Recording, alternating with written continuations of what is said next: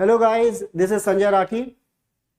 इस सेशन में हम लोग डिस्कस करने वाले हैं SSC JE previous year question, right. Specially हम लोग कवर करेंगे BJT, FET and some questions from operational amplifier. Guys, I think all are ready. तो चलिए स्टार्ट करते हैं। That is also important for what GATE and engineering services exam specially and what all other competitive exams. तो ये session सभी के लिए useful होने वाला है, तो आप आ जाइए सभी अटेंड करने, right.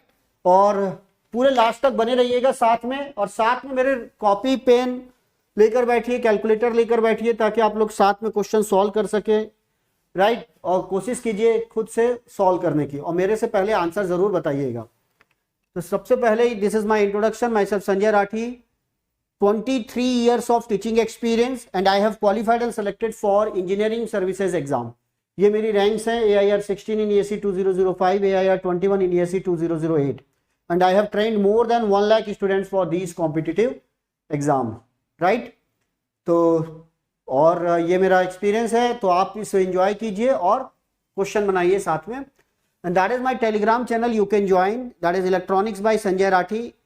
For PDF, for any information or notification of the class, all other things you can join, that is electronics by Sanjay Rathi. Then आते हैं दोस्तों सीधा क्वेश्चन पर। पहला क्वेश्चन आपके सामने दिख रहा होगा, जिसको मैंने थ्योरी में डिस्कस भी किया है।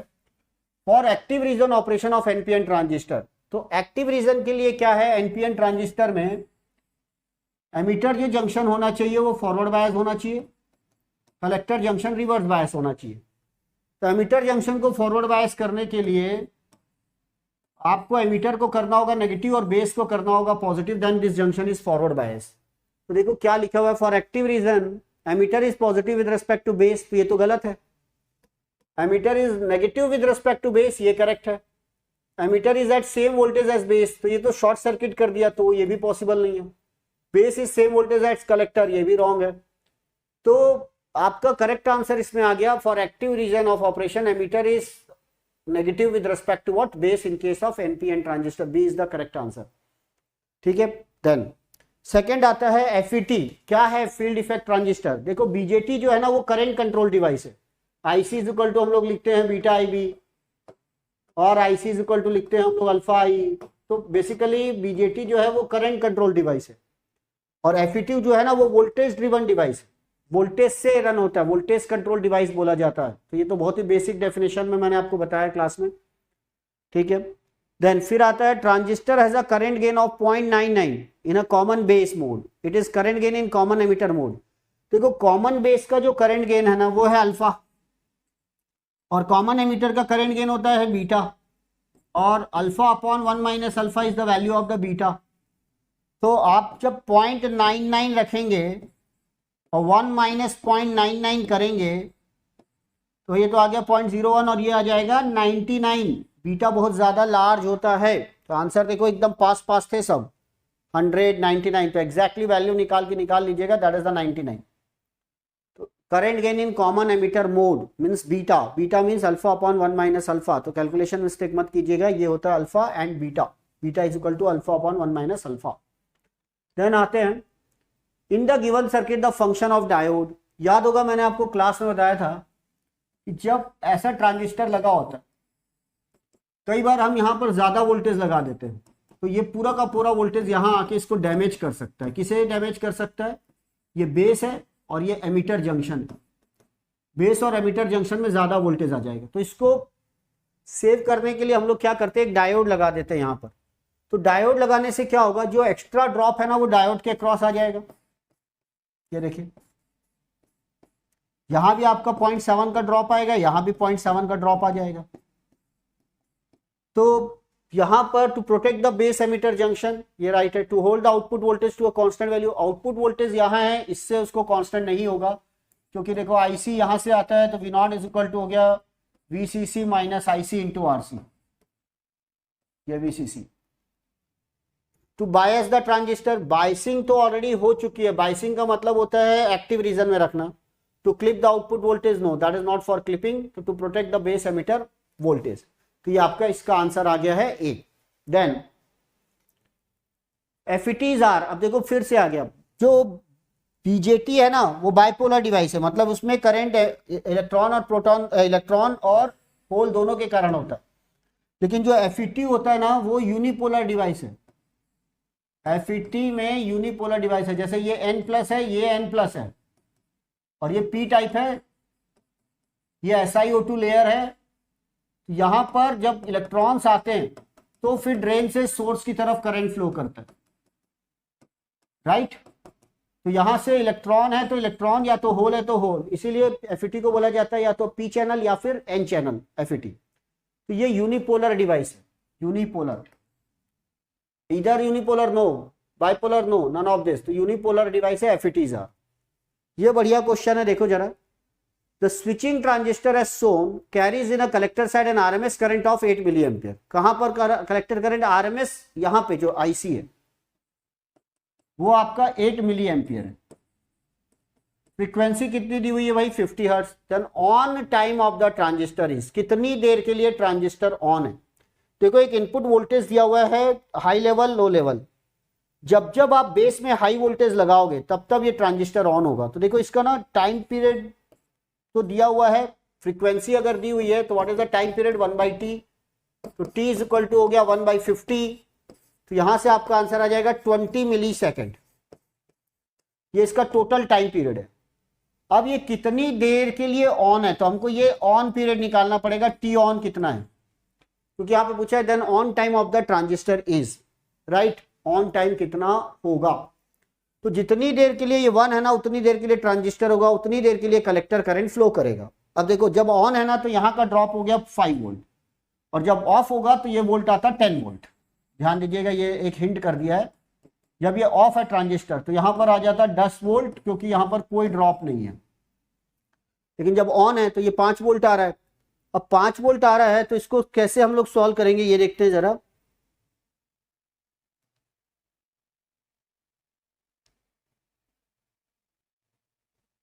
ओके, अब आ जाइए इस क्वेश्चन में। ठीक, जब ये ऑन है तो यहां का ड्रॉप हो गया 5 वोल्ट, तो करंट कितना फ्लो करेगा भाई, IC is equal to 10 - 5 divided by 500 ohm, मतलब 0.5 किलो। तो 0.5 किलो ओम। अब ये 5 डिवाइडेड बाई ये आ गया 10 मिली एम्पियर। चेक कर सकते हो calculation, this is the 10 milli ampere current आ गया IC। तो जब जब ये ऑन है ना तो 10 मिली एम्पियर करंट फ्लो करता है। तो देखो आपके पास ऐसा आ गया,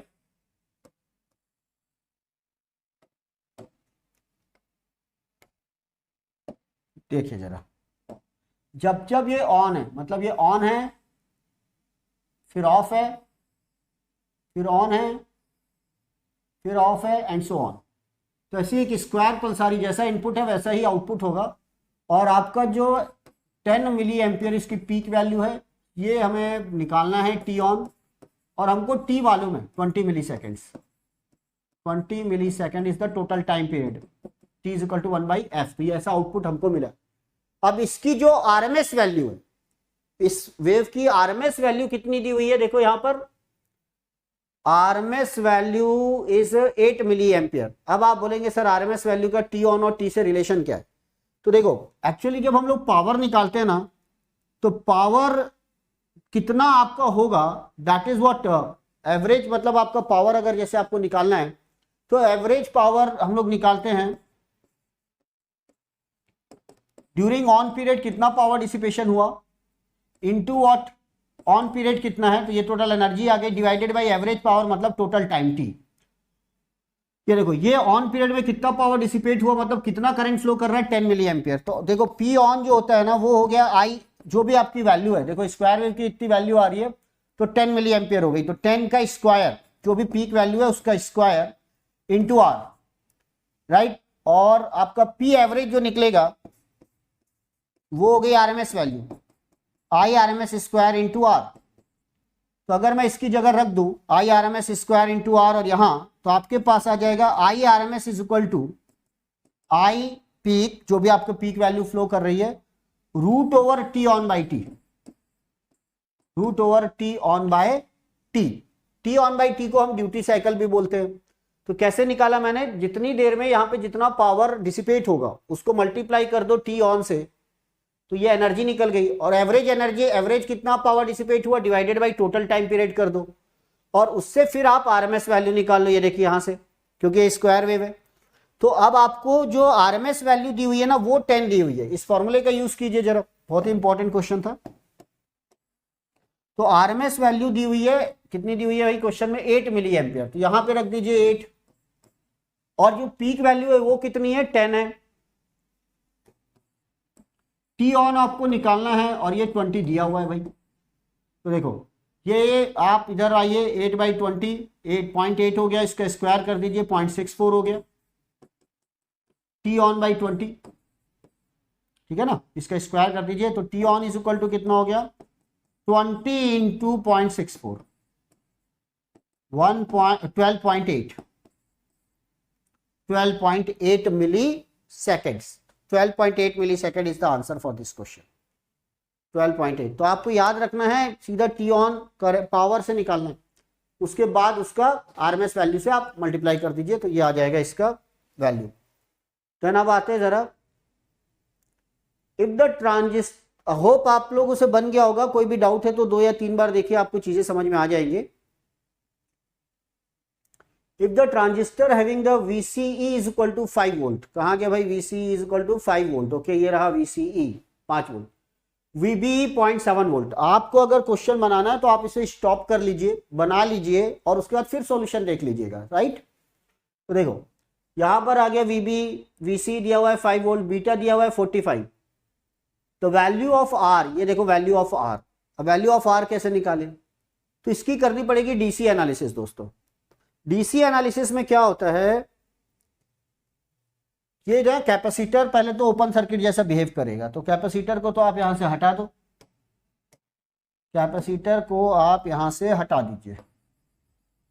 this will act as open circuit for DC analysis, और रजिस्टर की वैल्यू निकालना है, मतलब डीसी एनालिसिस करना होगा, क्योंकि कैपेसिटर का इंपीडेंस इनफाइनाइट होता है फॉर डीसी। अब यहां से एक करंट जा रहा है आईवी, थ्योरी में मैंने बताया है, थ्योरी की क्लास जरूर कर लीजिएगा। यहां से एक करंट आ गया आईसी प्लस आईबी, जिसको हम लोग बोलते हैं 1 plus beta times of IB, क्योंकि आईसी इज इक्वल टू होता है बीटा आईबी। तो आपको दिया हुआ है, देखो VCE की वैल्यू 5 वोल्ट दी हुई है और बीटा की वैल्यू 45 दी हुई है, तो इसको आप लिख सकते हो 46 बीटा प्लस 1 आईबी। अब ये आ गया आईबी, और VCE की वैल्यू दी हुई है 5 वोल्ट। यहां से फिर करंट देखो, ये आईबी और आईसी मिलके फिर यहां से जाएंगे, तो आपका ये देखो इसके अंदर जाता है आईसी, इधर निकल गया आईबी, तो इधर से वापस आएगा आईसी प्लस आईबी, फिर हो गया ये 46 टाइम्स ऑफ आईबी। अब मुझे ना आर की वैल्यू निकालनी है, तो आप यहां से लेकर यहां तक एक केवीएल लिख सकते हो। इधर एक मिनट, यहां आप केवीएल लिख सकते हो इतने में। जब आप केवीएल लिखेंगे तो यहां पर लिखोगे VCE is equal to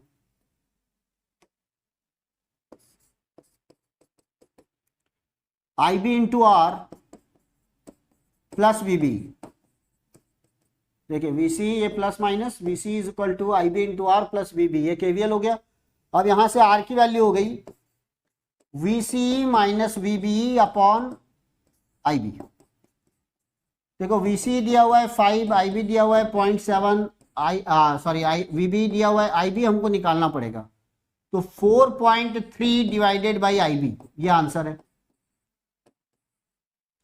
4.3 divided by IB। अब IB कहां से निकाले, तो कई लोग यहाँ पे ना एक सिली मिस्टेक कर सकते हैं कि सर यहाँ पर मैं ले लेता हूँ, क्या नाम है आपका, 5 वोल्ट, ये 5 वोल्ट VCE की वैल्यू है, तो आप यहां से लेकर यहां तक एक केवीएल लिखना पड़ेगा। अब हमारे पास VCC कितना दिया हुआ है, देखो 24 वोल्ट दिया हुआ है, यहाँ पर 24 वोल्ट है, यहां से लेकर यहां तक एक केवीएल लिखते हैं। तो जब केवीएल लिखते हैं तो देखते हैं जरा क्या आ रहा है, यहाँ पर ये 24 है, यहाँ पे आपका 46 टाइम्स ऑफ IB फ्लो कर रहा है, यहाँ भी आपका 46 टाइम्स ऑफ IB फ्लो कर रहा है, ये 5 वोल्ट दिया हुआ है। चलिए यहां से लेकर यहां तक केवीएल लिखिए, तो 24 is equal to 8 into 46 IB plus 5 volt, ये 5 वोल्ट है, प्लस याद रखिए ओम को ना किलो ओम में बदलना है, 0.23 कर दीजिएगा, 0.23 इंटू 46 IB। अब आप यहां से IB की वैल्यू निकाल लो, 24 माइनस 5 अपॉन 8 और 0.23, तो ये आ गया आपका 8.23 इंटू 46। ये तो अभी IB की वैल्यू आई है भाई। अब देखो ऐसे आपके पास कितना अलाउड है या नहीं, आप इसको कैलकुलेशन आपका पार्ट है, आप कर लीजिएगा कैलकुलेशन, निकालो जरा सबके सब।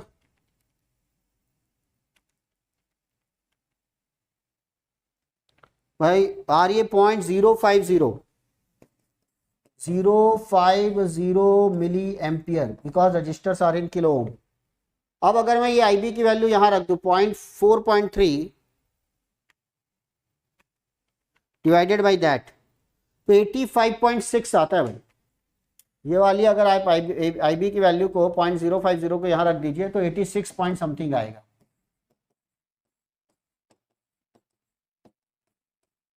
85.67, तो 85.67, ये देखिए 85.64 आंसर आ गया ए।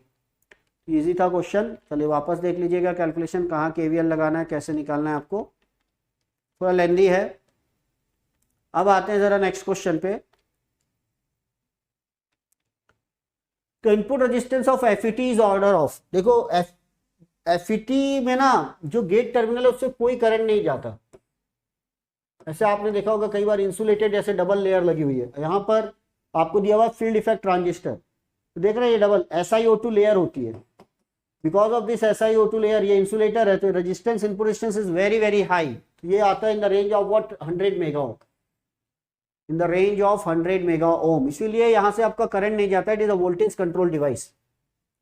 ठीक, then in a common emitter transistor VCC 12 volt and the zero signal collector current is 1 milliampere। Zero signal का मतलब होता है अंडर DC कंडीशन कोई बाइसिंग नहीं है, कोई बाइसिंग नहीं है। तो देखो क्या दिया हुआ है VCC, देखो कॉमन एमिटर का मतलब ये हो गया आपका 12 वोल्ट VCC दिया हुआ है and the zero signal current is 1 milli ampere. 1 milli ampere यहां फ्लो कर रहा है।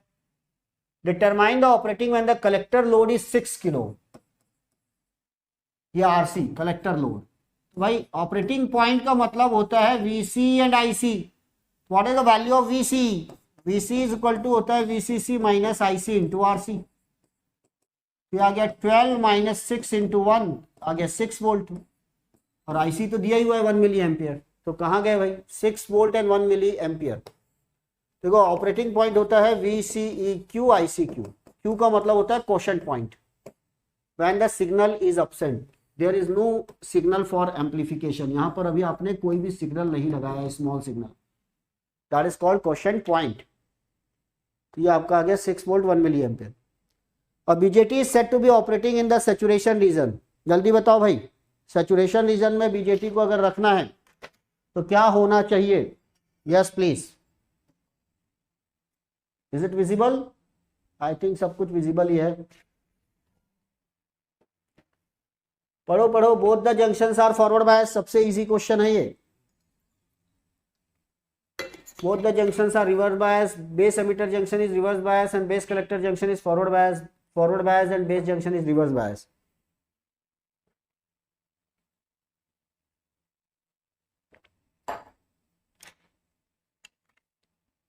चलिए भैया आ जाओ। तो ऑपरेटिंग मैंने पूरा थ्योरी में बताया, both the junction should be forward bias. Reverse bias है तो कट ऑफ होता है, ये रिवर्स एक्टिव मोड है, और लास्ट वाला है एक्टिव रीजन। ठीक है, तो आंसर है A, answer is A. Ebers Moll model is applicable to, मैंने आपको थ्योरी में एबर्समोल मॉडल के बारे में थोड़ा सा बेसिक बताया है। दैट एबर्समोल मॉडल ये बताता है दो डायोड को जोड़कर, बैक टू बैक जोड़कर आप क्या नहीं बना सकते? ट्रांजिस्टर नहीं बना सकते। जैसे आप सोचेंगे कि दो डायोड ऐसा जोड़ दिए तो ये PNNP बन के PNP हो गया, नो, आप इससे नहीं बना सकते। तो ये रिलेटेड है BJT से। Ebers Moll model is applicable to what? BJT, ध्यान रखिएगा। Then in a bipolar junction transistor the type of the configuration which will give both voltage gain and current gain।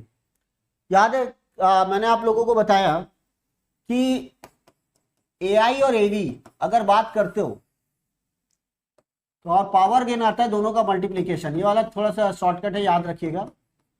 मैंने कहा था करंट गेन कम है, voltage gain ज्यादा है। इसको आप बढ़ाते जाओगे, इसको कम करते जाओगे, राइट, इसको कम करते जाओगे, देखो इसको बढ़ाते जाओ, ये अपने आप कम होते जाएगा, ये फिर ये और ये फिर ये। अब आप देखो प्रोडक्ट कितना आ रहा है, 9, 16, 21, 24, 25। सबसे ज्यादा प्रोडक्ट यहां आता है। पावर गेन भी ज्यादा है, वोल्टेज गेन भी ज्यादा है, करंट गेन भी ज्यादा है। फिर कम होना चालू हो जाएगा प्रोडक्ट। तो ये वाला जो है ना कॉन्फ़िगरेशन, वो कॉमन एमीटर है। और देखो ये जिसमें करंट गेन कम होता है वो कॉमन बेस है। जिसका वोल्टेज गेन ज्यादा होता है, देखो यहाँ पे वोल्टेज करंट गेन ज्यादा है, वोल्टेज गेन कम है, तो ये कॉमन कलेक्टर है। तो सबसे ज्यादा current gain voltage gain both high होते हैं, वो होता है common ammeter, which will give both voltage and current gain. और इसका पावर गेन हाईएस्ट होता है, इसलिए सबसे ज्यादा हम लोग क्या यूज करते हैं, कॉमन एमीटर। तो ये बस एक टेबल है, ये एग्जैक्ट वैल्यू नहीं, याद रखिए।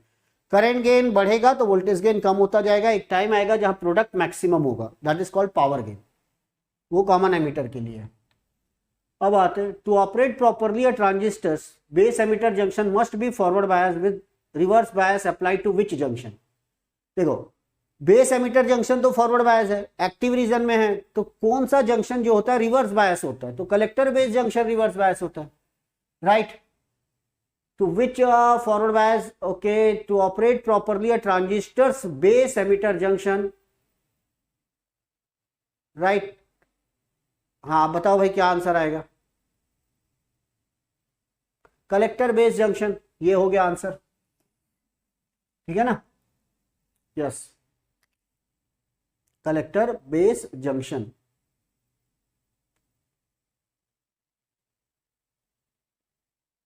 राइट, हम लोग कलेक्टर में क्या लगाते हैं, एक रिवर्स बायस हम लोग लगाते हैं। ओके चलो बताइए दूसरे क्वेश्चन का आंसर बताओ भाई, क्या होगा दूसरे क्वेश्चन का आंसर, क्या होगा जरा बताना। यस प्लीज एवरीवन, जल्दी से बताइए।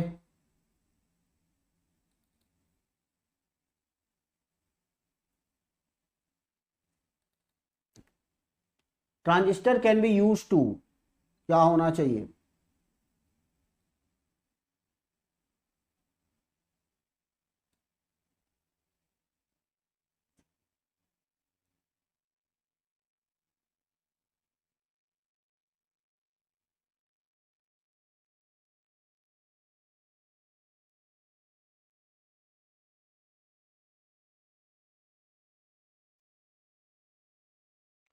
ठीक है।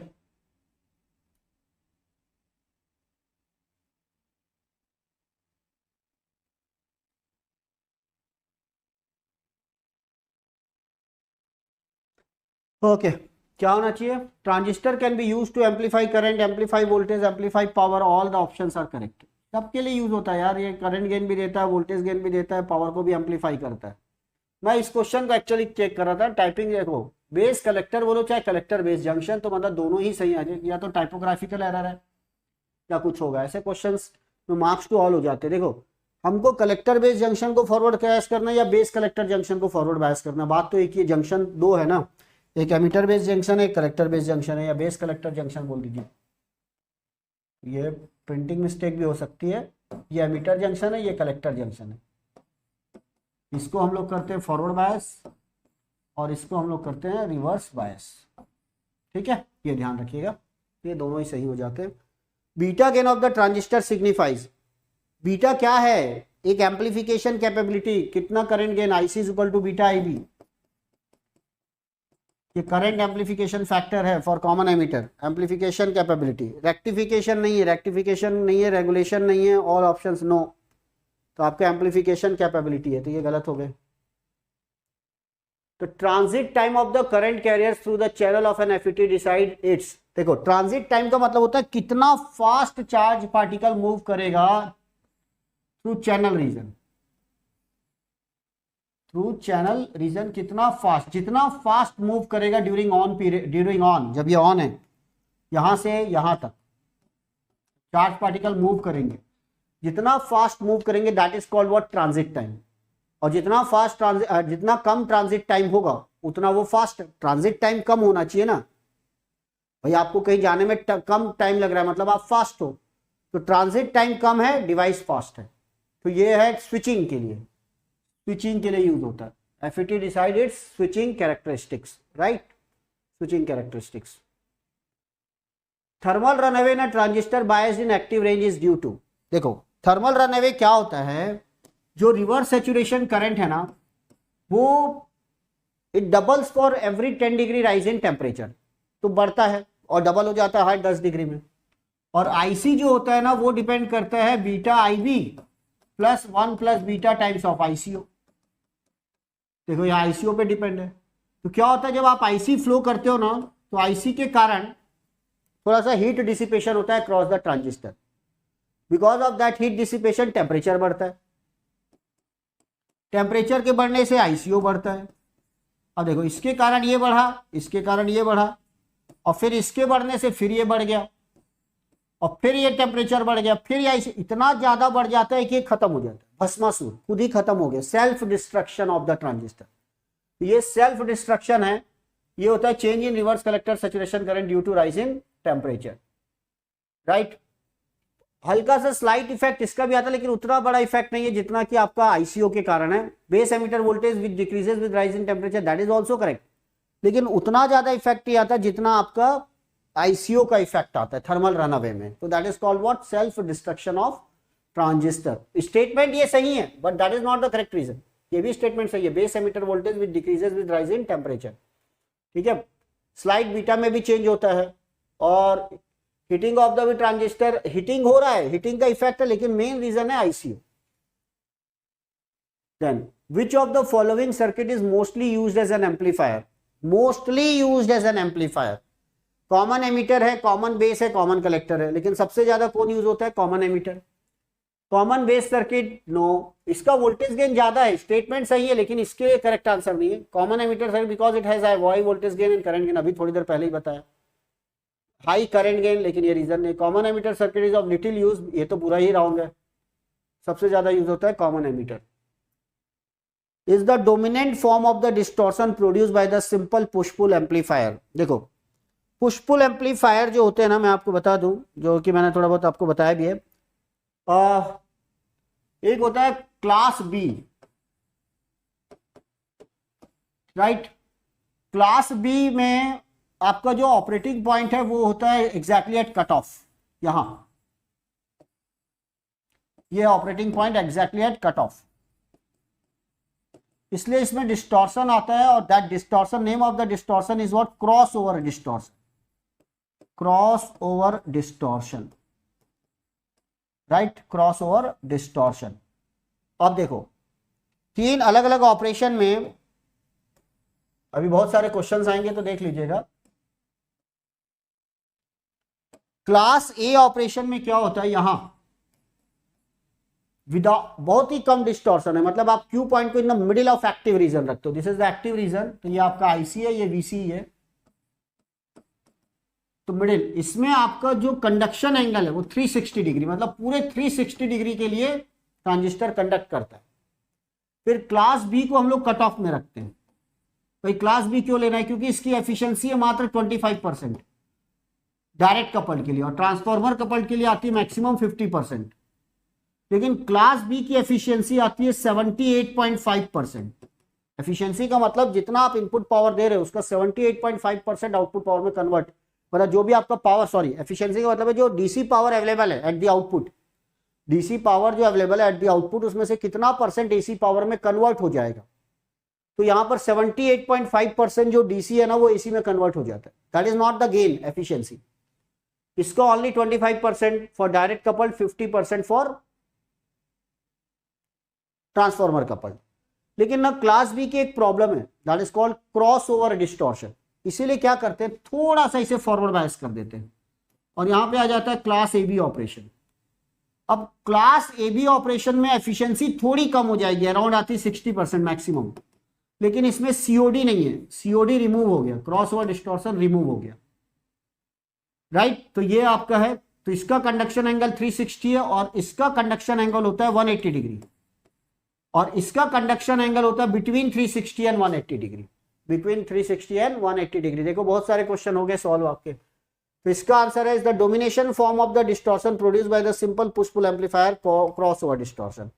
क्योंकि जो सिंपल पुश पुल एम्पलीफायर है वो क्लास बी एम्पलीफायर है, this is the class B amplifier, और इसकी प्रॉब्लम है crossover distortion. In a common emitter amplifier, the unbypassed emitter resistor provides. In a common emitter amplifier, unbypassed, देखो अनबाईपास का मतलब हो गया कि यहां पर आपने कैपेसिटर नहीं लगाया, आरई लगाया है। अगर आप यहां पर कैपेसिटर लगा देंगे तो इसे बोलेंगे बाईपास। तो होता क्या है, जब यहां से करंट जाता है तो यहां पर एक फीडबैक आता है। ये जो भी वोल्टेज आ रहा है इसके क्रॉस आरई के क्रॉस आईसी इंटू आरई, ये क्या करेगा, यहाँ जो भी आप इनपुट लगाओगे उसका अपोज करेगा। ये देखिए ये इसका अपोज कर रहा है यहां से, तो यहां पर एक नेगेटिव फीडबैक प्रोवाइड कर रहा है। क्योंकि अगर ये नहीं होता तो कितना वोल्टेज आता, वी आई, लेकिन ये है तो यहां पर कितना वोल्टेज आ रहा है, V I minus V N. तो जो भी इसके क्रॉस ड्रॉप है ना वो इसका अपोज कर रहा है। तो यहां पर है नेगेटिव फीडबैक, नेगेटिव वोल्टेज, और वोल्टेज का अपोज कर रहा है, that's a negative voltage feedback. Negative voltage यहाँ जो है, यहाँ का जो वोल्टेज है वो इसका अपोज करेगा। आप केवीएल लगाकर देख सकते हैं, ये वाला ये। और यहाँ एक्चुअल में जो इनपुट जा रहा है वो आ जाएगा VB is equal to V in minus V N drop across this. अब चार टाइप की फीडबैक टोपोलॉजी होती है, voltage series, voltage shunt, current series, current shunt. लेकिन आपने बस ये नाम दे दिया है, लेकिन इसका कोई यहाँ पर सेंस नहीं है, ये अलग चीज हो गई। लेकिन ये नेगेटिव वोल्टेज फीडबैक प्रोवाइड करता है आरई, इसका ध्यान रखिएगा, ठीक है। नाउ अब आते हैं जरा,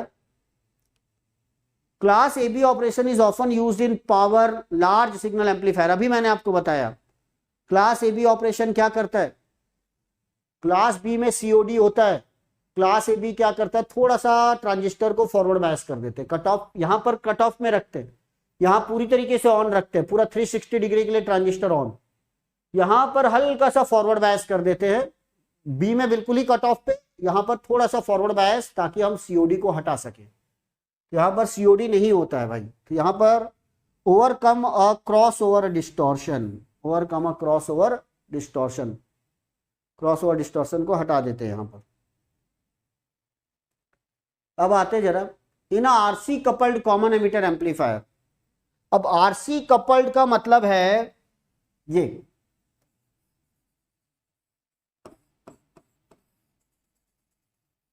यहां पर इसके बाजू में लगा देते हैं एक बाईपास कैपेसिटर, इसको बोलते हैं बाईपास।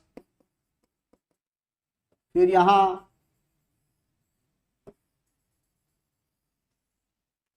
एक कैपेसिटर लगाते हैं that is called coupling capacitor, यहां एक कैपेसिटर लगाते हैं that is called output coupling capacitor, यहां से हम आउटपुट लेते हैं, इसको बोलते हैं आरसी कपल्ड एम्पलीफायर। यहां पर जो कपलिंग कैपेसिटर लगाया गया इसका काम है डीसी को ब्लॉक करना। ये ओनली किसको जाने देगा, एसी को जाने देगा, डीसी को ब्लॉक कर देगा, ध्यान रखिएगा। यहां पर भी एसी और डीसी दोनों है, तो ये ओनली किसको पास करेगा, डीसी, एसी को पास करेगा, डीसी को ब्लॉक कर देगा, ठीक। और ये जो कैपेसिटर है ना ये पूरा का पूरा एसी को बाईपास कर देगा। एसी करंट जो है ना, एसी करंट पूरा यहां से जाता है इससे, क्योंकि एसी के लिए शॉर्ट सर्किट होते हैं, ये एसी के लिए शॉर्ट सर्किट होते हैं, इनकी वैल्यू बहुत लार्ज होती है, ये भी लार्ज है, ये भी लार्ज है, ये भी लार्ज है। याद रखिएगा क्वेश्चन पूछेगा लार्ज होती है कि स्मॉल, तो वेरी वेरी लार्ज। ये भी शॉर्ट सर्किट, ये भी शॉर्ट सर्किट, ये भी शॉर्ट सर्किट होता है फॉर एसी। लेकिन डीसी ना, डीसी में जेडसी इज इक्वल टू होता है 1 बाई ओमेगा सी, तो ओमेगा होता है डीसी के लिए 0, इसीलिए ये होता है इनफाइनाइट। तो डीसी के लिए सभी कैपेसिटर ओपन सर्किट जैसा बिहेव करेंगे, तो इनका काम है डीसी को ब्लॉक करना, इसका काम है डीसी को ब्लॉक करना, इसका काम है एसी को बाईपास करना ताकि नेगेटिव फीडबैक हट जाए। और during AC analysis negative feedback हट जाए तो इससे क्या होता है, गेन बढ़ जाता है। ये क्या करता है, जो फ्रीक्वेंसी रिस्पॉन्स कर्व है हमारे पास, that is the frequency response curve,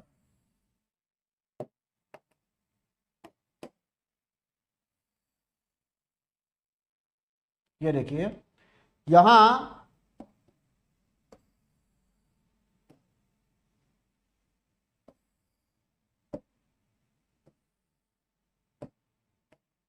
ये FH है, ये FL है।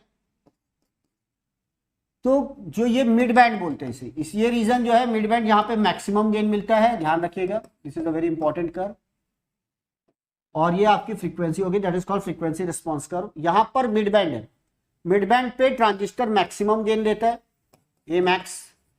फिर देखो lower frequency side gain fall होता है, हायर फ्रीक्वेंसी साइड फॉल होता है। तो लोअर फ्रीक्वेंसी साइड जो गेन फॉल होता है वो कपलिंग कैपेसिटर के कारण है, बाईपास कैपेसिटर के कारण होता है। और जो हाई फ्रीक्वेंसी साइड जो गेन फॉल होता है, ये क्वेश्चन आपसे पूछा जा सकता है किसके कारण, तो इंटरनल, जैसे एक फॉरवर्ड बायस है एक रिवर्स बायस। तो फॉरवर्ड बायस में जंक्शन जो होता है वो होता है डिफ्यूजन कैपेसिटेंस, और रिवर्स बायस में होता है ट्रांजिशन कैपेसिटेंस, इनको बोलते हैं जंक्शन कैपेसिटेंस। तो हाई फ्रीक्वेंसी साइड जो गेन फॉल हो रहा है वो हो रहा है because of junction capacitance, diffusion and transition, क्योंकि एक जंक्शन फॉरवर्ड बायस है, एक जंक्शन रिवर्स बायस है एक्टिव रीजन में। और लो फ्रीक्वेंसी साइड जो गेन फॉल होता है वो होता है because of coupling capacitors and bypass capacitor. ये जो बाईपास आपने लगाया है इसी को नेगेटिव फीडबैक हटाने के लिए, अभी थोड़ी देर पहले देखा था यहाँ पर एक नेगेटिव फीडबैक आ रहा था, उसको हटाने के लिए एक बाईपास कैपेसिटर लगाते हैं जिससे वोल्टेज गेन बढ़ जाता है। तो आंसर क्या आया, in an RC coupled coupling capacitance affect the high frequency response, गलत।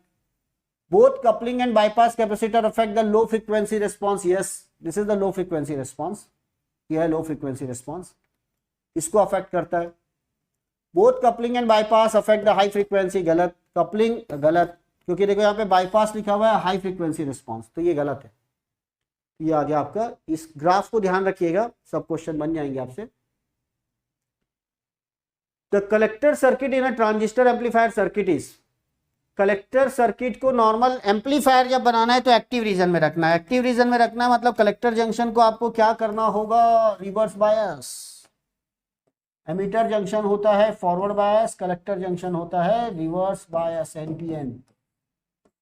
इसको आपको करना होता है रिवर्स बायस, कलेक्टर को एनपीएन में पॉजिटिव बना देते हैं, reverse bias eight all time. Reverse bias PNP चाहे एनपीओ, पीएनपी में भी क्या करोगे, नेगेटिव बना दोगे इसको। पीएनपी में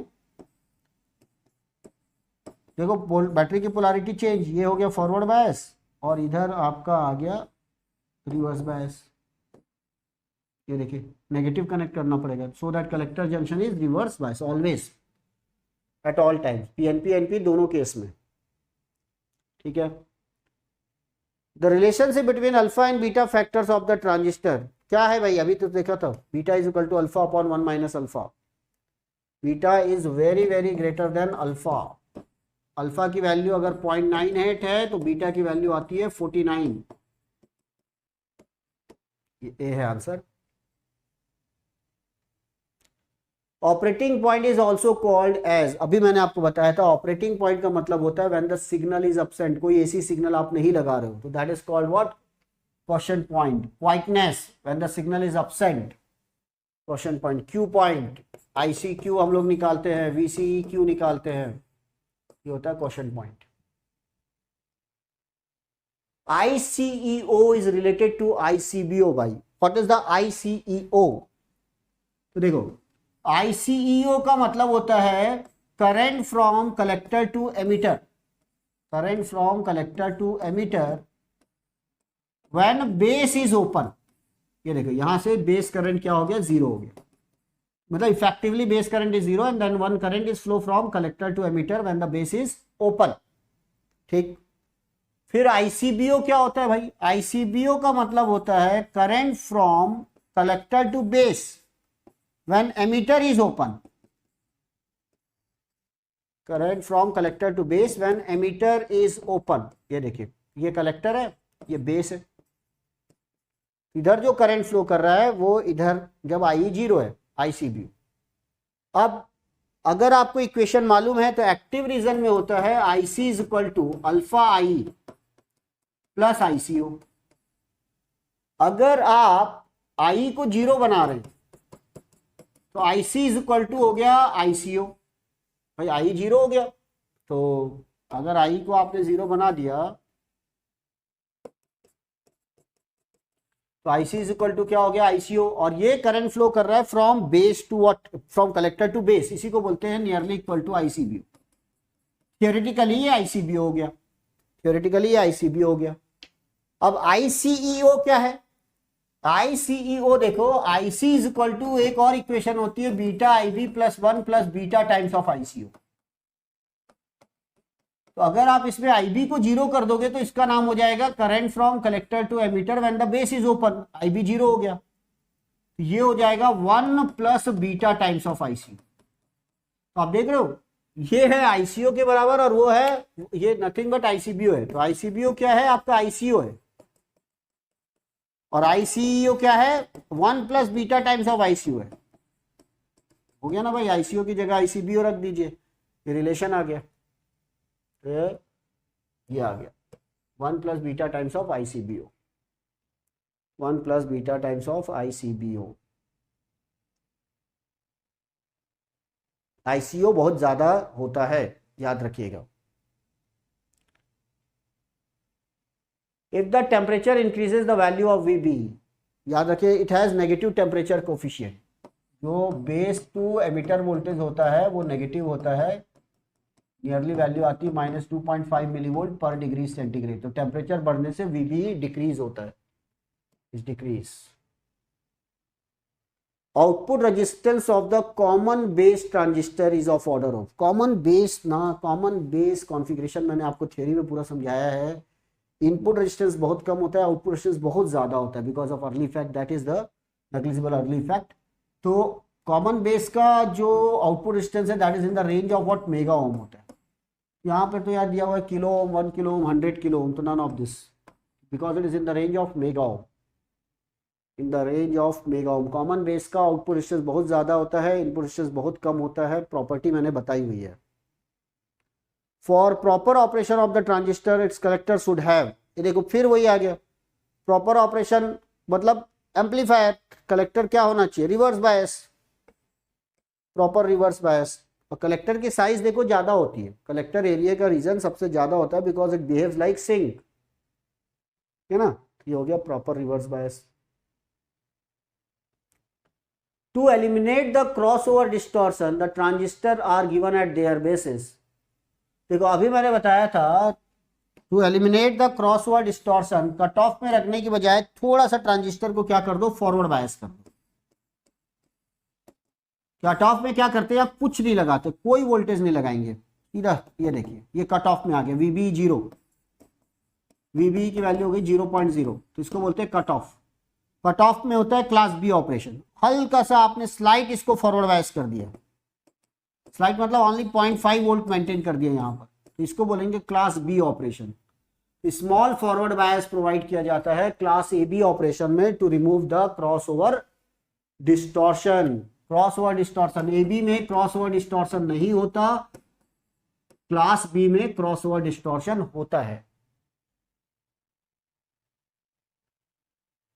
ये देखो ये फिगर जो है थ्योरी में मैंने बताया जे फैक्ट का है। जैसे अगर आपने ऐसे गए और यहां पर डबल लगा दो तो ये मॉसफेट का है, ये डबल लगा दिए तो ये मॉसफेट बन जाएगा क्योंकि ये SiO2 लेयर दिखा रहा है।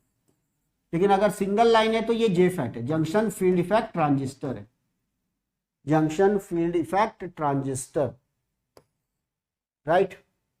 सबके अलग अलग सिंबल है, जैसे जेनर डायोड का मैं बता दूं आपको, इस तरीके से आपने देखा होगा, और टनल डायोड का ऐसा होता है। SCR का तो खैर आप इलेक्ट्रिकल वाले तो जान ही जाओगे, टनल डायोड का ऐसा दिखेगा आपको, ये है। और सिलिकॉन कंट्रोल रेक्टिफायर तो एक आप लाइन कंट्रोल करने के लिए इस तरीके से आपने देखा होगा,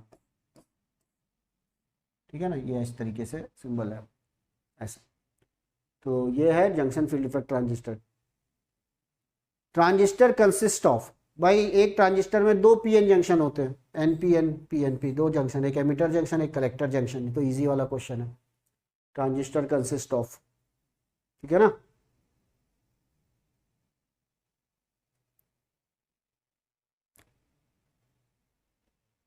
transistor is a combination of 2 PN junction with them.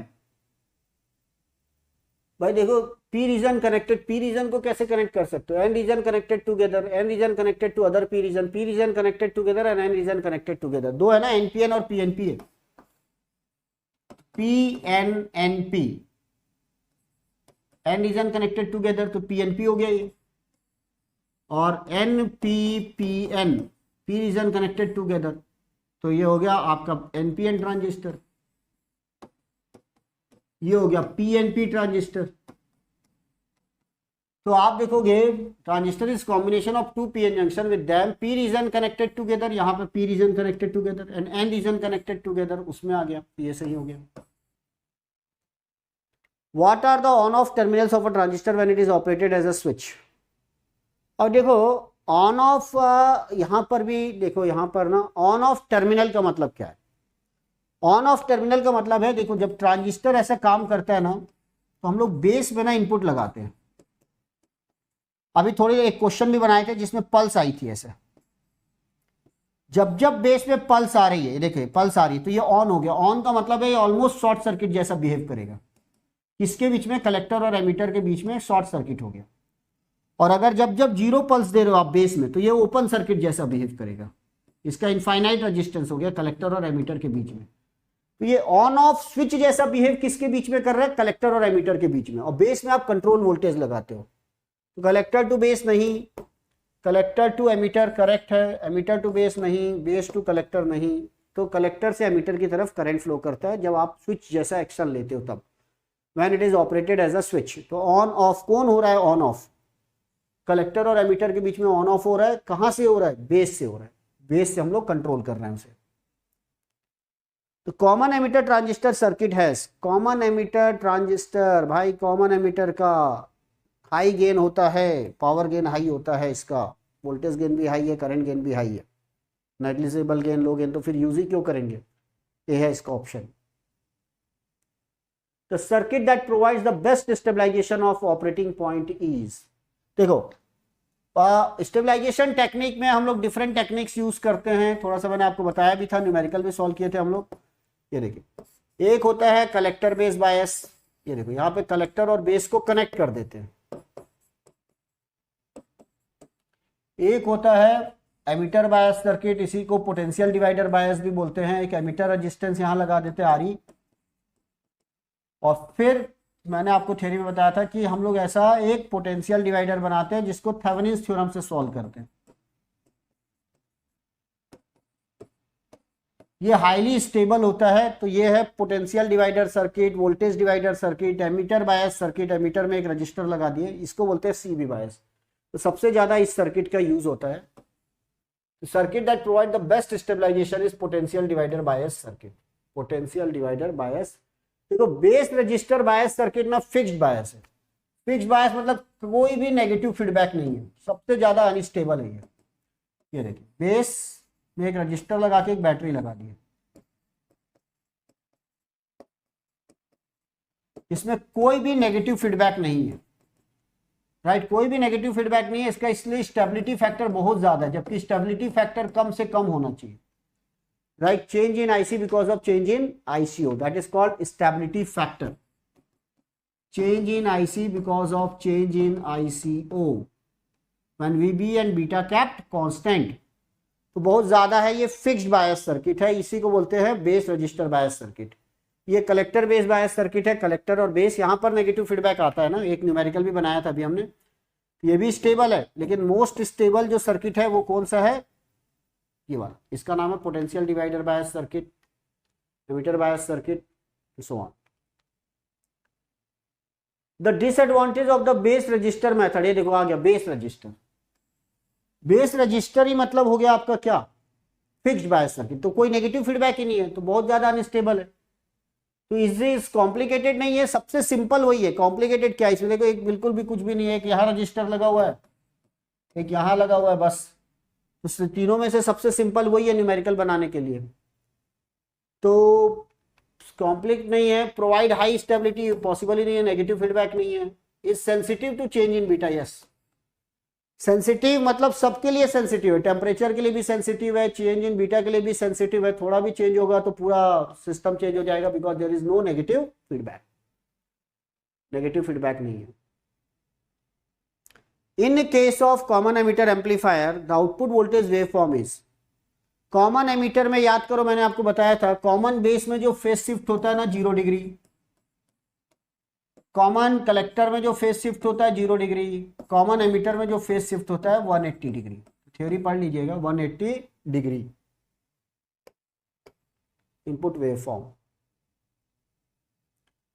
In an RC coupled amplifier low frequency response is improved with, अब मैंने आपको बताया था आरसी कपल्ड लो फ्रीक्वेंसी रिस्पॉन्स। ये देखिए अभी थोड़ी देर पहले मैंने आपको डायग्राम बताया है, यहां पर ये जो फ्रीक्वेंसी, जो लो फ्रीक्वेंसी साइड जो गेन डिक्रीज होता है वो CC1 CC2 बाईपास कैपेसिटर के कारण। चलो बताओ क्या बोला था, लार्ज की स्मॉल वैल्यू, और यहां जो होता है diffusion transition, that is called junction capacitance, junction capacitance. तो यहां पर जो लो फ्रीक्वेंसी में जो आपका फॉल हो रहा है बिकॉज ऑफ कपलिंग कैपेसिटर और बाईपास कैपेसिटर, तो इनकी वैल्यू होनी चाहिए एज लार्ज एज पॉसिबल, ताकि ये शॉर्ट सर्किट जैसा बिहेव कर सके। तो क्या दिया in RC coupled amplifier low frequency response is improved with higher value of CC, higher CC. क्यों? क्योंकि देखो इसको एसी को पास करना है, जितनी ज्यादा इसकी वैल्यू होगी एसी के लिए ये आपका बहुत कम होगा, जितना कम होगा ये एसी के लिए शॉर्ट सर्किट जैसा बिहेव करेगा, शॉर्ट सर्किट फॉर एसी। और देखो डीसी के लिए तो ओपन ही है, ओमेगा 0 है तो इनफाइनाइट हो जाएगा, तो डीसी को ब्लॉक करेगा, एसी को पास करेगा। What is the characteristics of an ideal voltage amplifier with respect to the input and output impedance? ये आपका भाई अच्छा क्वेश्चन है। वोल्टेज एम्पलीफायर का इनपुट और आउटपुट इंपीडेंस क्या होना चाहिए? तो वोल्टेज एम्पलीफायर का मतलब है, देखो बच्चों, इनपुट में भी वोल्टेज देना है, आउटपुट में भी वोल्टेज देना है। तो इनपुट साइड हम उसके इनपुट रेजिस्टेंस से शो करते हैं, आउटपुट साइड एक वोल्टेज गेन बनाते हैं AVVI, और यहां एक लगाते हैं R0। R0 है output resistance of the amplifier और RI है input resistance of the amplifier. जब भी आप वोल्टेज सोर्स लगाते हो ना तो यहां लगाओगे, और जब आप RL लगाओगे तो बाहर यहां लगाओगे, जिसके अक्रॉस हमें आउटपुट चाहिए। ये एक्चुअल आउटपुट हमें यहां चाहिए, ठीक भाई। अब आप यहां पर जो भी वोल्टेज आएगा उसे ही ये एम्पलीफाई करेगा। This is the equivalent circuit of voltage amplifier. तो हम चाहते हैं ये पूरा का पूरा वोल्टेज यहां आ जाए, और what is the loss across the RI? 0। वो तभी पॉसिबल है जब RI इनफाइनाइट हो या RI बहुत ज्यादा बड़ा हो एज कंपेयर टू RS, तो बिल्कुल करंट नेग्लिजिबल हो जाएगा, इसके अक्रॉस कोई ड्रॉप नहीं आएगा, and the complete voltage will come across RI।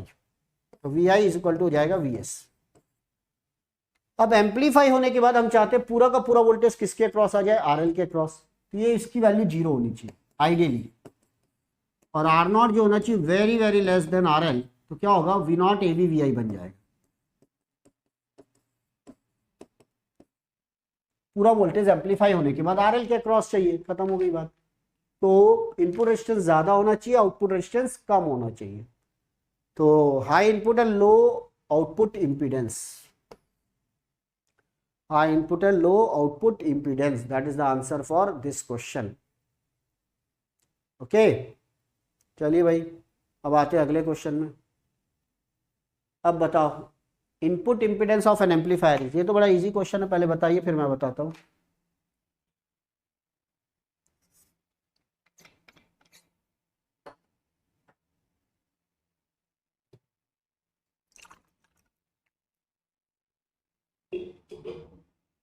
Yes please.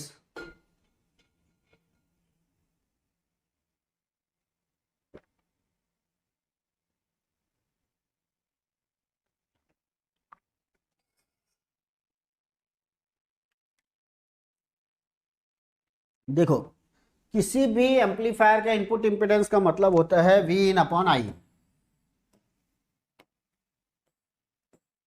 यहां पर आपका जो वोल्टेज है और यहां से जो करंट जा रहा है, Zin का मतलब होता है, किसी भी अगर न्यूमेरिकल में आपको बोले तो ये V/In निकाल दो, V/In।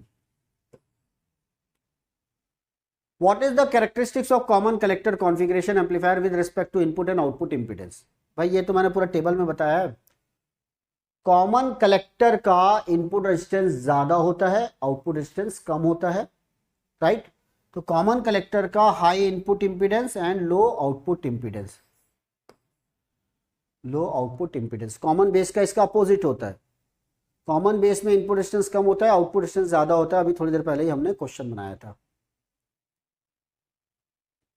तो कॉमन कलेक्टर की प्रॉपर्टीज आप देख लीजिएगा। The gain of a common emitter amplifier is highest eight, अरे फिर फ्रीक्वेंसी रिस्पॉन्स करो आगे भाई, क्या आंसर आएगा बताओ, कहां पर ज्यादा होता है? लो फ्रीक्वेंसी साइड भी गेन फॉल होता है, हाई फ्रीक्वेंसी साइड भी गेन फॉल होता है, मिड बैंड में सबसे ज्यादा होता है, मिड बैंड में सबसे ज्यादा होता है। गेन ऑफ द कॉमन है हाईएस्ट एट मिड फ्रीक्वेंसी, लो में भी डिक्रीज होता है, हाई में भी डिक्रीज होता है, मिड फ्रीक्वेंसी पे सबसे ज्यादा होता है इसका। ठीक, the efficiency of class B amplifier is approximately, मैंने अभी बताया था क्लास बी में डिस्टॉर्शन है सीओडी, लेकिन एफिशिएंसी बहुत ज्यादा होती है। What is the efficiency of class B? 78.5%। तो भैया 70 से 100% के बीच में होती है, 70 to 100%, 70 to 100% class B amplifier.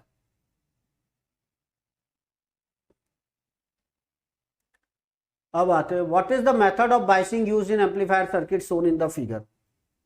आपने केयरफुली डायग्राम को देखिए, आपको जब आपका एसी एनालिसिस होगा ना तो सभी कैपेसिटर शॉर्ट सर्किट हो जाएंगे। एसी एनालिसिस में ये भी शॉर्ट हो जाएगा, ये भी शॉर्ट हो गया। तो देखो ये वाला पॉइंट ना ग्राउंड से कनेक्ट हो गया, ये ग्राउंड मान लो, तो ये वाला जो पॉइंट है ना वो भी ग्राउंड से कनेक्ट हो गया, है ना।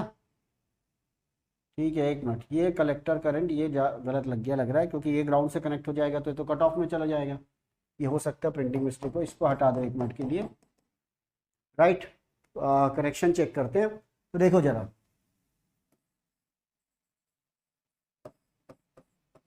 ये आ गया, कलेक्टर से बेस कनेक्टेड है, ये यहां आ गया, और देखो यहां से ना ये आपका ग्राउंड से कनेक्ट हो गया, ये ऐसा कनेक्शन होगा।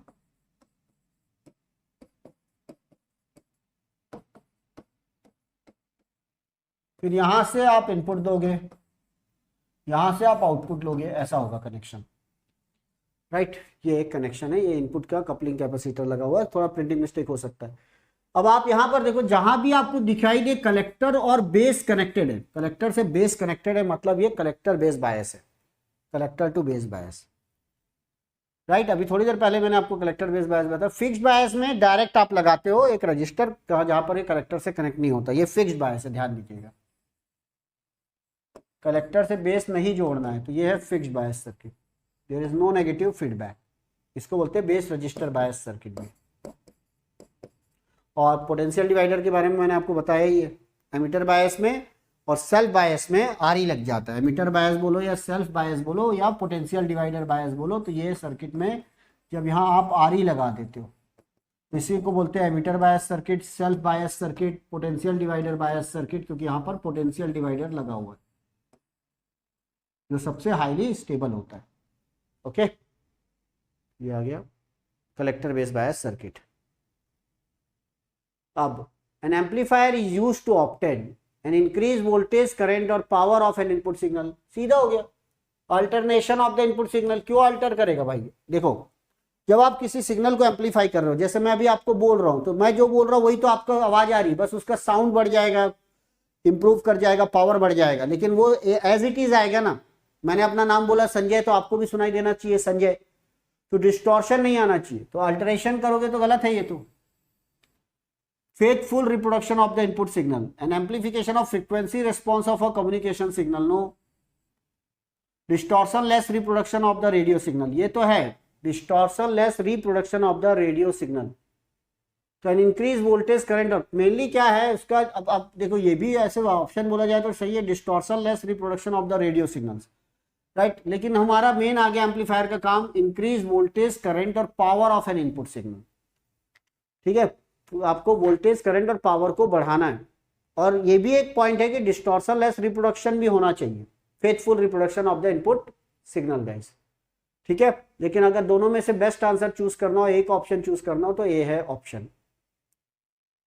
The function of the emitter bypass capacitor in C, मैंने आपको क्या बताया था बाईपास कैपेसिटर के बारे में।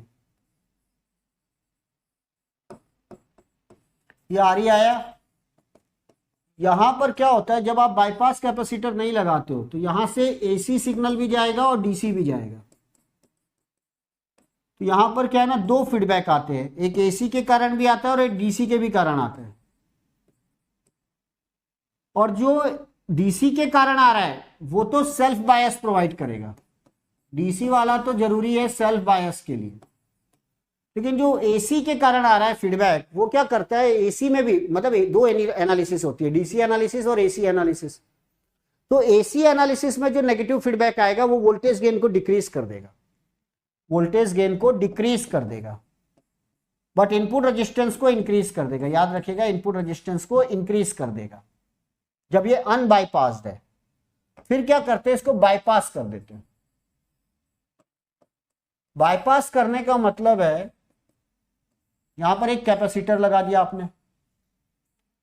कैपेसिटर याद रखिएगा ओनली किसको पास करेगा, एसी को पास करेगा। डीसी के लिए ओपन सर्किट है, तो डीसी अभी भी जा रहा है, तो डीसी के कारण यहां फीडबैक अभी भी आ रहा है।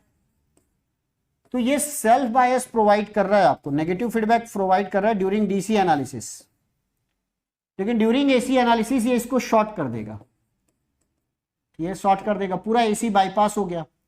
तो एसी के बाईपास होने से क्या हुआ, during AC analysis negative feedback नहीं है। तो नेगेटिव फीडबैक नहीं होने से वोल्टेज गेन बढ़ जाएगा, but what about the input resistance, कम हो जाता है, क्योंकि इनपुट रेजिस्टेंस डायरेक्टली डिपेंड करता है इस पर, आरई पर। ये होता है फॉर्मूला, याद करने की जरूरत नहीं है, याद अपने आप आपको आ जाएगा। तो इतना होता है 1 plus beta times of R E. तो आपका आर ई को बाईपास कर दोगे तो वो टर्म ही हट जाएगा, जीरो हो जाएगा ये, इसीलिए इनपुट रेजिस्टेंस कम हो जाता है। तो इनपुट रेजिस्टेंस कम है। अब बोला क्या है, the function of the emitter bypass capacitor. Function क्या है, एक एसी सिग्नल को लो रेजिस्टेंस पाथ देना, almost short circuit. Provide a low resistance power for AC signal, high resistance नहीं। Act as a low resistance path for DC signal, no. Provide short circuit path for DC signal, no. DC के लिए open circuit है, DC के लिए open हो जाता है capacitor. अब आते हैं नेक्स्ट क्वेश्चन पे। The type of the circuit that does not need a coupling capacitor. कहां पर हमको कपलिंग कैपेसिटर की जरूरत ही नहीं पड़ती, मतलब डीसी को ब्लॉक करने के लिए करते हैं, लेकिन याद है ट्रांसफॉर्मर भी ना डीसी को पास नहीं होने देता, ट्रांसफॉर्मर से डीसी पास नहीं हो सकता, तो इसको बोलते हैं ट्रांसफॉर्मर कपलिंग। देख रहे हैं, ये है ट्रांसफॉर्मर कपलिंग। तो ट्रांसफॉर्मर कपलिंग में आपको कपलिंग कैपेसिटर नहीं लगाना है, क्योंकि वो ऐसे ही डीसी को पास नहीं करेगा।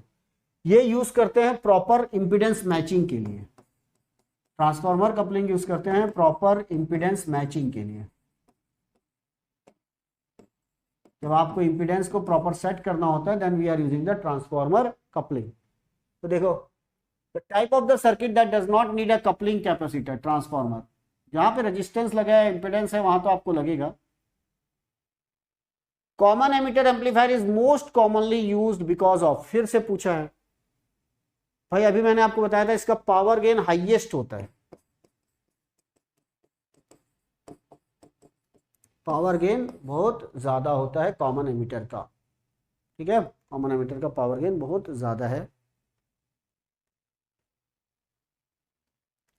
The current gain of common base amplifier is alpha, क्योंकि current gain IC is equal to होता है अल्फा आई। देखो, कॉमन बेस में कॉमन कौन है, बेस। इनपुट किससे दोगे, एमीटर से। आउटपुट किससे लोगे, कलेक्टर से। कॉमन कौन है, बेस। इनपुट दोगे एमीटर से, आउटपुट लोगे कलेक्टर से। IC is equal to alpha I. तो what is the output current upon input current, alpha less then 1। तो करंट गेन सबसे कम होता है कॉमन बेस का, सबसे ज्यादा होता है कॉमन कलेक्टर का। The input resistance of a common emitter transistor, तो जो कॉमन एमिटर ट्रांजिस्टर का जो इनपुट रेजिस्टेंस होता है ना, वो होता है H I without R E. देखो, विद आर ई तो बढ़ जाता है, अभी थोड़ी देर पहले मैंने बताया था, विद आर ई तो 1 plus beta times of R E हो जाएगा। और ये जो एच आई की जो वैल्यू है ना, वो होती है 1 किलो ओम के आसपास। और जब आपका बीटा अगर लगा दोगे 100 तो भाई बहुत बढ़ जाएगा। 1 किलो ओम का अगर ये भी रजिस्टर है तब तो बहुत ज़्यादा आ जाएगा ये। लेकिन अगर नॉर्मल कॉमन एमीटर पूछा है तो उसका इनपुट रेजिस्टेंस होता है 1 किलो ओम, मतलब आपका आ गया 500 टू 1500 ओम के बीच में, 500 टू 1500 ओम के बीच में। तो आपसे जब पूछे कि आरई लगाने से और क्या होगा, अनबाईपास्ड आरई ना, बाईपास नहीं करना है, तो इनपुट रेजिस्टेंस बढ़ जाता है। Now common emitter amplifier is most commonly used because of, देखो फिर वही क्वेश्चन है, more power gain, more power gain. for relation for given below, 4 relations are given below, identify the correct relation। 4 relation दिए है उसमें से identify करो आई, IC और आईबी के बीच का रिलेशन। देखो आईसी इज इक्वल टू होता है अल्फा आई, और अल्फा लेस देन 1 है, अल्फा लेस देन 1 है, इसका मतलब आईसी तो कम है। और आई इज इक्वल टू होता है आईसी प्लस आईबी, इसका मतलब आई ग्रेटर, और आईसी इज इक्वल टू होता है बीटा आईबी, और बीटा की वैल्यू होती है भाई 49, 50, 100। आपको साफ साफ दिख रहा है आईसी क्या है, आईबी से ज्यादा है, और आई किससे ज्यादा है, आईसी से ज्यादा है। यही तो सोर्स करंट है जो दो पार्ट में डिवाइड होता है, आईसी एंड आईबी में। तो I is greater than IC, IC is greater than IB, ये तो गलत हो गया। I is greater than IC, IC is less than IB, ये भी गलत हो गया। आई लेस देन आईसी, ये गलत हो गया। तो आपका आंसर आ गया। Transistor can be made to operate as a switch by operating in which of the following region. देखो स्विचिंग एक्शन करना है तो दो चीजें, कट ऑफ एंड सैचुरेशन। और अगर आपको एम्पलीफायर बनाना है तो एक्टिव रीजन में, तो cut off and saturation, saturation and cut off region, ये तो बिल्कुल पहला टेबल में ही बता दिए। और अगर आपको एम्पलीफायर बनाना है देन एक्टिव रीजन, तो आंसर ए है इसका। इजी है ना क्वेश्चन सब, जितना आपने थ्योरी में पढ़ा है। अब आते जरा इस क्वेश्चन पे। For a certain transistor beta is 50, find the value of alpha. देखो बीटा इज इक्वल टू होता है अल्फा अपॉन 1 माइनस अल्फा, ठीक है। तो इसको अरेंज करो, इसको इधर लाओ, उसको उधर ले जाओ, और अल्फा को सेट करो, तो आप देखोगे अल्फा इज इक्वल टू क्या हो गया, 1 माइनस अल्फा। अच्छा चलिए, 1 minus alpha upon alpha is equal to what, 1 by beta. ठीक, ये हो जाएगा 1 upon alpha minus 1 is equal to 1 by beta. 1 by alpha is equal to 1 by beta plus 1, ये आ गया 1 plus beta upon beta. Alpha is equal to क्या आ गया दोस्तों, बीटा अपॉन 1 प्लस बीटा। मैं तो डायरेक्ट लिख सकता था beta upon 1 plus beta less then 1। 50 upon 51, 50 upon 51, what is the 50 upon 51, 0.98। 50 upon nearly equal to 0.98। तो याद रखिएगा, बीटा दिया हुआ है तो अल्फा निकालो, अल्फा दिया हुआ है तो बीटा निकाल लो। अब identify the device based on the given symbol. ये मैंने आपको अभी थोड़ी देर पहले बताया था, ये जे फैट का सिंबल है, लेकिन यहाँ पे ना एन चैनल और पी चैनल दोनों लिखा हुआ है। तो यहाँ पर एरो से पता चलता है एरो कहाँ जा रहा है, तो ध्यान दीजिएगा। जे फैट होता है ना इस तरीके से, ये यहाँ पर अगर ये एन चैनल है तो यहाँ पर पी पॉजिटिव डोपिंग होगी, यहाँ पर भी पी पॉजिटिव डोपिंग होगी, और बीच में होगा एन चैनल। यहाँ पे दो जंक्शन बन रहा है, P positive N junction, P positive N junction. ये आपका हो गया सोर्स, ये हो गया ड्रेन, ये हो गया गेट टर्मिनल। और नॉर्मल केस में हम लोग गेट को 0 रखते हैं, और जैसे जैसे गेट में हम लोग नेगेटिव लगाते हैं ये वाला जंक्शन रिवर्स बायस होता जाता है। लेकिन एक बात बताओ, डायोड जो है ना, डायोड में करंट कैसा जाएगा, डायोड में करंट पी से एन की तरफ जाएगा। तो जब भी हम लोग सिंबल बनाते हैं ना, तो ये आपका ये बना दिया, ये आ गया। और ड्रेन को सोर्स को ड्रेन जैसा यूज कर सकते हैं। अब एन चैनल है कि पी चैनल, ये तो है एन चैनल, लेकिन अगर गेट की तरफ से करंट आएगा तो पी से एन की तरफ जाएगा, इसलिए करंट अंदर की तरफ दिखाते हैं। तो this is the symbol for what, N channel. This is the symbol for N channel. अब देखो इलेक्ट्रॉन मूव करेगा फ्रॉम सोर्स से ड्रेन की तरफ। देखो इलेक्ट्रॉन मूव करता है सोर्स से ड्रेन की तरफ, source will provide electron, drain से आउट आएगा। लेकिन जिधर इलेक्ट्रॉन जाएगा उसके अपोजिट करंट आएगा क्योंकि नेगेटिव चार्ज है। इसी का एक सिंबल बन जाता है एन चैनल का ही, ये बाहर की तरफ, ये देखो ये सोर्स हो गया, ये ड्रेन हो गया, तो आप इसको भी बोलोगे एन चैनल है। यहाँ पर SiO2 लेयर नहीं है ना, ये हो गया। तो और अगर और आप देखेंगे तो SiO2 लेयर में, जैसे SiO2 की लेयर बन गई यहाँ,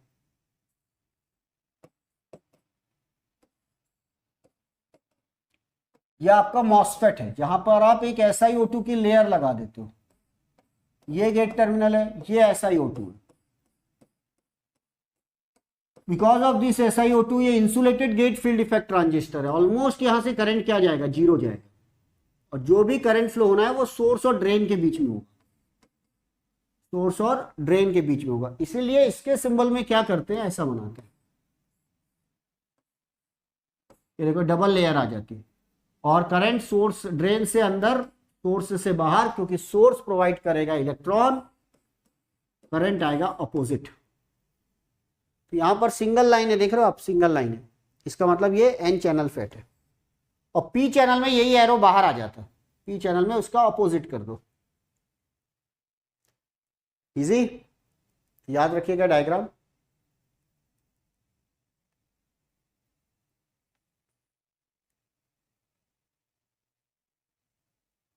अब आते हैं नेक्स्ट क्वेश्चन पे।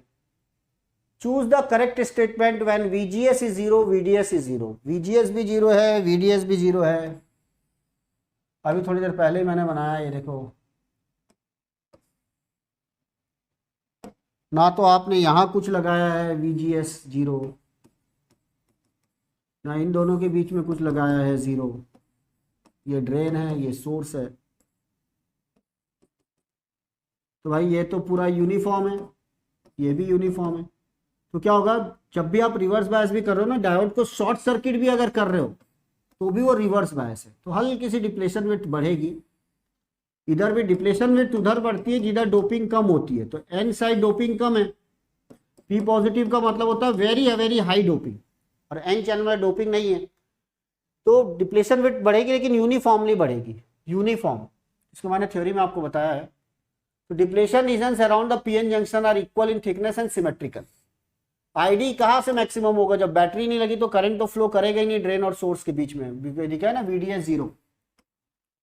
ID is the half of the maximum, current है ही नहीं। Depletion region around the PN junction are not equal in thickness, no भाई, दोनों साइड से कुछ भी आपने लगाया तो ऊपर से जितना डिप्लेशन लेयर आएगी, नीचे से डिप्लेशन लेयर आएगी, सेम आएगी, तो बिल्कुल सिमेट्रिकल होगी डिप्लेशन लेयर। ओके, तो इसका आंसर है ए।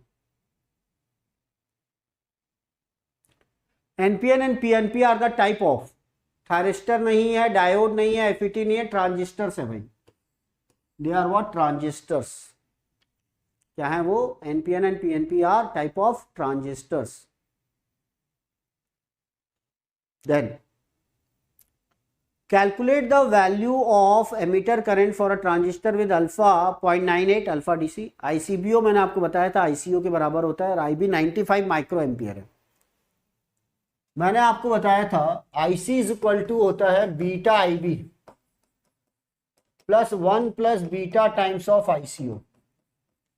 और अभी मैंने थोड़ी देर पहले ही आपको समझाया, ICBO का मतलब होता है current from collector to base when emitter is open, nearly equal to ICO। Beta is equal to होता है अल्फा अपॉन 1 माइनस अल्फा। तो ये 0.98 है, तो इसके लिए आ जाएगा 49। कई बार हम लोग कैलकुलेट कर चुके हैं 49। तो आप एक काम कीजिए, यहां पे रख दो 49, और ये देखो ये IB दिया हुआ है 95 माइक्रो एम्पियर। याद रखिएगा माइक्रो एम्पियर में आपको मिली एम्पियर में कन्वर्ट करना होगा, 1000 से डिवाइड कर दीजिएगा बाद में। और ये हो गया 50 इंटू वॉट, 5 माइक्रो। ठीक, तो कैलकुलेट कर लो कितना आता है, देख लीजिए, नियरली इक्वल टू, अरे ठीक है, कितना आएगा,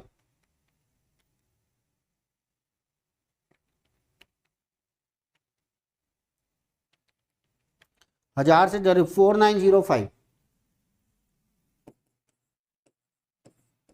माइक्रो एम्पियर। 1000 से डिवाइड करोगे तो 4.905 मिली एम्पियर।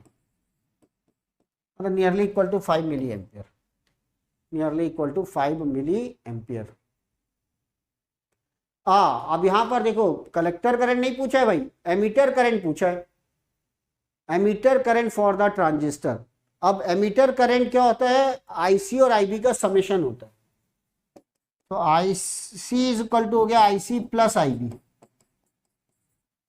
तो भाई अब एग्जैक्ट वैल्यू आ जाएगी, आईसी कितना है 4.905 है और आईबी कितना है 95 है, तो ऐड कर लो उसको, कर लोगे add, 4905 micro ampere plus 95 micro ampere, ये ना 95 माइक्रो एम्पियर, बिल्कुल एग्जैक्ट वैल्यू आ गई किसकी, 5 मिली एम्पियर।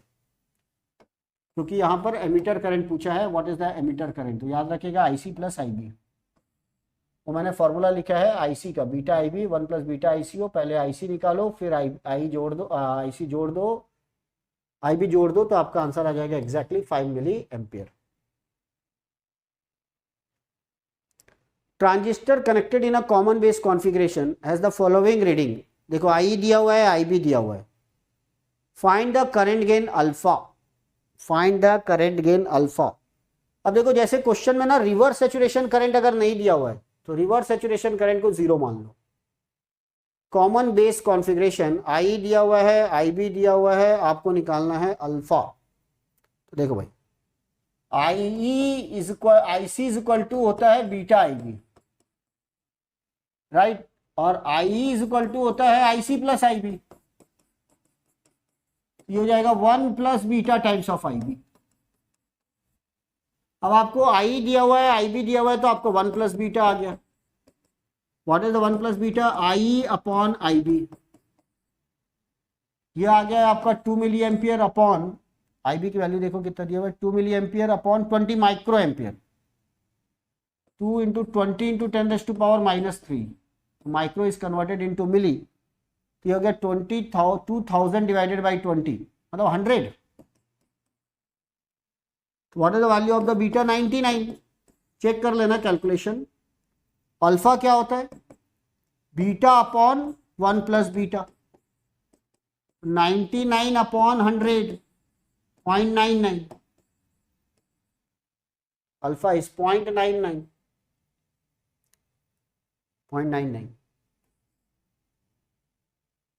ठीक है, अल्फा इज 0.99।